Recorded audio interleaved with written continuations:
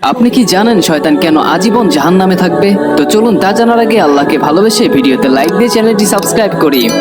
তো যখন কিয়ামতের পর আল্লাহ সুবহানাহু ওয়া তাআলা নেক ব্যক্তিদের জান্নাত এবং গুনাহগারদেরকে জাহান্নামে পাঠিয়ে দিবেন, তখন শয়তানকেও জাহান্নামে পাঠিয়ে দেওয়া হবে। শয়তান 1,00,000 বছর জাহান্নামে পড়ে থাকবে। তখন আল্লাহ সুবহানাহু ওয়া তাআলা হুকুম দিবেন, শয়তানকে জাহান্নাম থেকে নিয়ে আসো, এবং হযরত আদম আলাইহিস সালামকেও জান্নাত থেকে নিয়ে আসা হবে। তারপর আল্লাহ রাব্বুল আলামিন শয়তানকে বলবে, হে শয়তান, তুই আমার নাফরমানি করেছিলি যখন আমি তোকে হযরত আদম আলাইহিস সালামকে সিজদা করতে বলেছিলাম।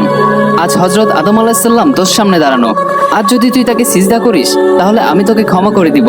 তখন শয়তান বলবে, হে আল্লাহ, যখন আপনি আদম আলাইহিস সালামকে সৃষ্টি করেছিলেন তখন আমি তাকে সিজদা করতে অস্বীকার করেছিলাম, আর যখন সে কবরে ছিল তখনও আমি সিজদা করতে অস্বীকার করেছিলাম, আর আজও আমি তাকে সিজদা করব না।